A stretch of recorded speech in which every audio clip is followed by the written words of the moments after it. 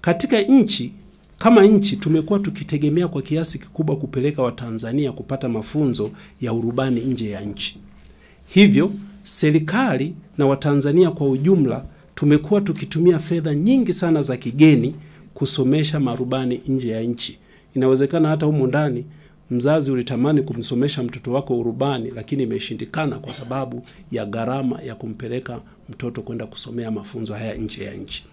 Kwa kuanzisha mafunzo haya hapa nchini kwenye Chuo cha Taifa cha Umma cha Usafirishaji, kutapunguza gharama ya mafunzo haya kwa takribani kuanzia 50% mpaka 60%, ambazo Watanzania wengi wanatumia kupata mafunzo hayo nje ya nchi. Kwanza, kwa mafunzo haya hapa nchini kutaokoa fedha za kigeni ambazo zimekuwa zikitumika. Kwa kawaida unapopeleka mtu kusoma nje ya nchi, hutumii fedha za Kitanzania, unatumia dola. Kwa hiyo hizi fedha zimekuwa zikienda nje ya nchi, wakati mafunzo haya yakianza hapa nchini, hizi fedha zitabaki ndani ya nchi. Aidha, kuanza kwa mafunzo haya kutaongeza idadi ya marubani wazawa, hivyo kutapunguza kwa kiasi kikubwa utegemezi wa marubani wa kigeni ambao gharama yake ni kubwa. Naomba hapa nieleze kidogo. Sekta ya usafiri wa anga, hasa eneo la marubani, lina changamoto, na ndio maana serikali imeamua kukiwezesha Chuo cha Taifa cha Usafiri kuanzisha mafunzo haya hapa nchini. Kwa sababu mara nyingi unakuta mashirika mengi ambayo yako hapa nchini, kwa sababu yana ndege zinahitaji kuendelea kusafiri, wanalazimika kutafuta marubani wa kigeni. Sasa wanapokuja marubani wa kigeni, malipo yao ni tofauti na marubani wa ndani ya nchi. Zaidi ya yote, katika usafiri wa anga, rubani akicha kuwa rubani, sifa yao au cheo chake kinapanda kufuatana na masaa anayoruka. Kwa hiyo kuna mara nyingine hawa rubani wa kigeni wakija, wanatumia Tanzania au mashirika yetu kuongeza masaa ili cheo kifanye nini? Kipande. Baada ya hapo wanaenda kwenye mashirika makubwa kama Qatar, Emirates na wengine. Kwa hiyo kumekuwa kuna marubani kuja na kuondoka, kuja na kuondoka, kuja na kuondoka. Tofauti na tukiwa na marubani wazawa. Najua marubani wazawa wako nyumbani. Kwa hiyo kwa kuanzisha mafunzo haya hapa nchini kupitia Chuo cha Taifa cha Usafirishaji, tutaondoa hilo tatizo hilo kwa kiasi kikubwa. Labda pia niliseme, serikali imewekeza kuboresha shirika letu la ndege ATCL. Mpaka sasa tuna ndege 16. Sasa Mtanzania wa kawaida, mimi na wewe, tunaweza tukajiuliza, kama ATCL wana ndege 16, halafu wana marubani say 50 au 60, mbona wanatosha? Ukiwa na basi unakuwa na madereva wawili tu wa kubadilishana, si wanatosha? Lakini sio kwenye sekta ya anga ambayo inasimamiwa na viwango vya kimataifa. Mfano tu, Bombardier moja kwa siku inatakiwa iwe na seti 6 za marubani. Maana yake Bombardier moja kwa siku moja inatakiwa iwe na marubani kwa wastani 12. Kwa hiyo kama ina wastani wa marubani 12, ukiwa na Bombardier 4, maana yake unahitaji marubani 48. Kwa tunapozungumzia upungufu wa marubani, tunaangalia kwenye hali halisi na matakwa ya usafiri wa anga ambayo yanasimamiwa kimataifa. Sasa hiyo ni Bombardier. Mfano ukienda kwenye hizi ndege kubwa, zinahitaji wastani wa seti 7 mpaka 8, na zile kubwa kabisa mpaka seti 9. Lakini zaidi mnajua kwamba tuna safari kwa mfano ya China. Sasa safari ya China, rubani akisafiri kwenda China, huwezi kusema muda umefika kalale kidogo, ukisha lala uingie kwenye ndege urudi. Yule rubani akifika China, timu nzima inaondoka kwenda kulala, inaingia timu mpya ambayo inarudi na ndege wapi? Tanzania. Na akifika Tanzania, huyu rubani kwa sababu ya tofauti ya muda anatakiwa pumzike siku 2 au siku 3. Kwa hiyo unaweza kaona ni marubani kiasi gani ambayo wanahitajika. Hiyo ni ATCL tu. Lakini wote tunafahamu jitihada za rais wetu Samia Suluhu Hassan, ambaye kupitia Royal Tour watalii wameongezeka.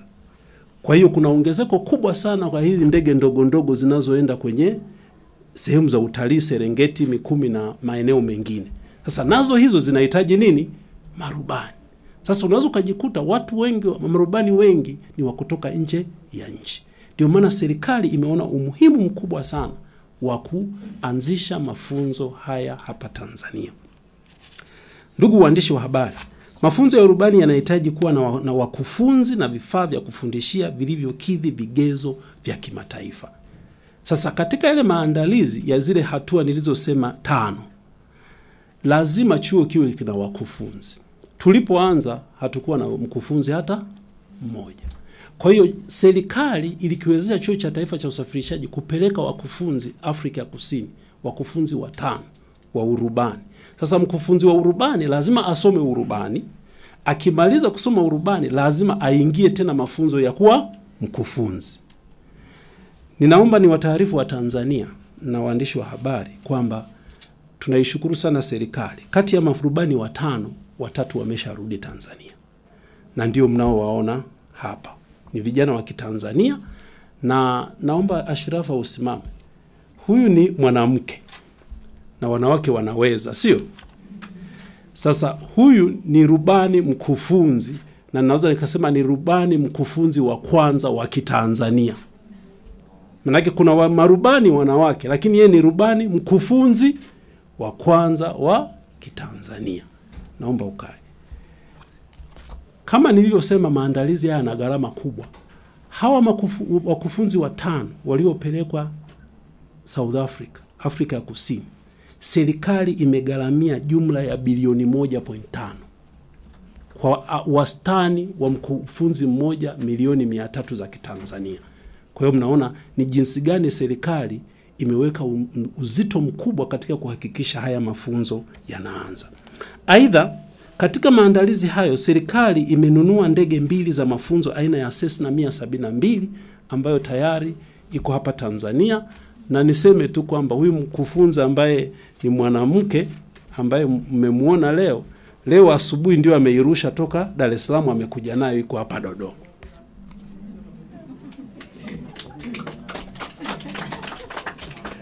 Kwa hiyo haya ni matokeo makubwa sana ya jitihada za serikali katika kuwezesha hiki chuo kianze mafunzo ya urubani. Na ununuzi wa hizi ndege 2 umegharimu bilioni 2.9 za Kitanzania.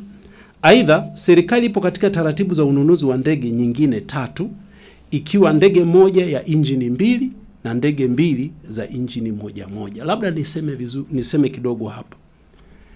Mafunzo yetu ya urubani yako kama hatua 2. Nikisema hivi Watanzania watanielewa vizuri, na nyinyi waandishi wa habari. Ukianza kuendesha gari unapata class D. Sio jamani? Unaweza kuendesha gari yako. Na kwenye ndege hivyo unapata class inaitwa, mafunzo yanaitwa PPL, Private Pilot License. Ambayo hiyo ukipata ile license una uwezo wa kuendesha ndege yako. Lakini hutaweza kuendesha ndege ya kibiashara. Kwa hiyo mafunzo haya ya PPL yakiisha yanakuja mafunzo tunaita ya CPL, Commercial Pilot License. Ambayo haya Commercial Pilot License pia yanahitaji ndege tofauti na zile ndege za mwanzo. Ndio maana tunaanza na zile ndege ndogo 2 ambazo zitaanza kufundisha mafunzo ya PPL.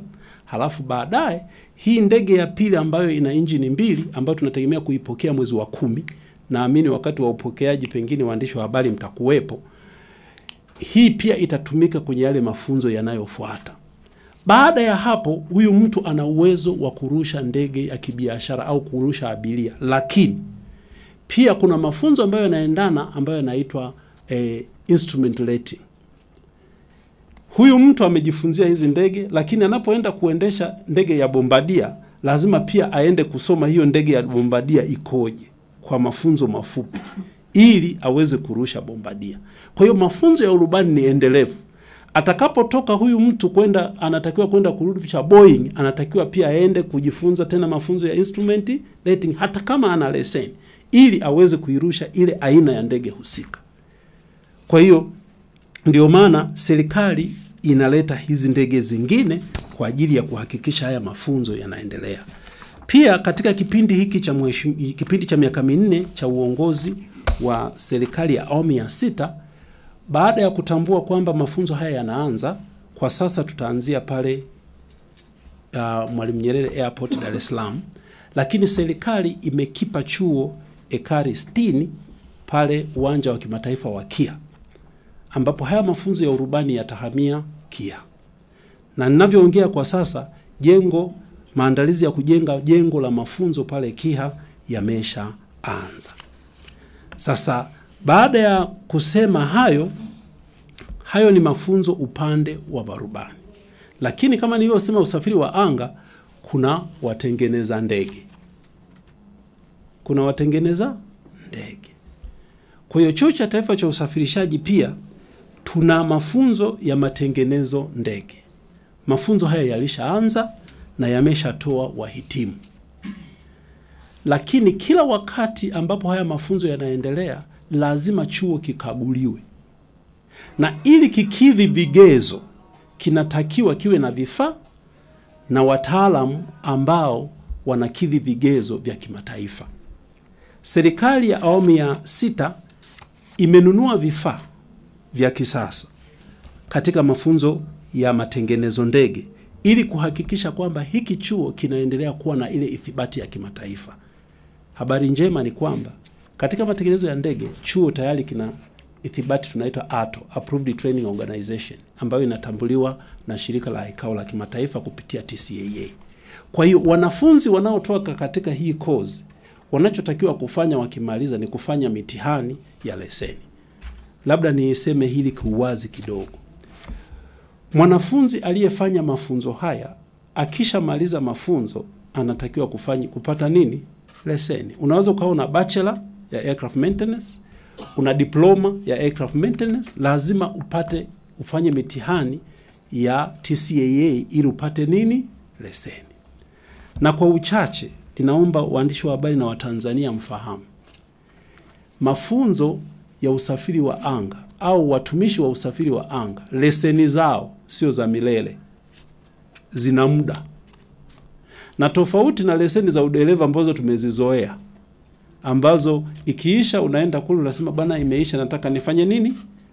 Ni renew. Lakini hawa wanaofanya katika usafiri wa anga, unatakiwa ukishamaliza ufanye nini? Mafunzo. Ufanye tena mafunzo. Sasa katika kufanya hayo mafunzo, wakati Tanzania hatuna chuo, wakati ule ambapo hatuna chuo kinachotoa mafunzo ya usafiri wa anga, hawa watu walitakiwa wasafiri nje ya nchi. Wawe ni marubani, wawe ni watu wa matengenezo ya ndege, waende kupata yale mafunzo yanayotakiwa ili wakirudi wa renew leseni zao. Na kusafiri kwenda kupata haya mafunzo ni fedha za kigeni. Kwa hiyo, kwa kuanzisha haya mafunzo hapa nchini, na zaidi ya yote kwa serikali kukiwezesha hiki chuo kuwa na vifaa vya kisasa, tunatoa mafunzo ambayo wanaotoka katika hiki chuo wana uwezo wa kufanya mitihani na kufaulu na kuajirika. Habari njema ni hizi. Jumla ya wahitimu wa kozi hii ya matengenezo ya ndege, jumla ya wahitimu 72 wameshaajiriwa. Na zaidi ya yote, wengine wameajiriwa nje ya nchi. Kuna wahitimu wameajiriwa Air Dubai, kuna wengine wameajiriwa Etihad, na wengine wako Middle East.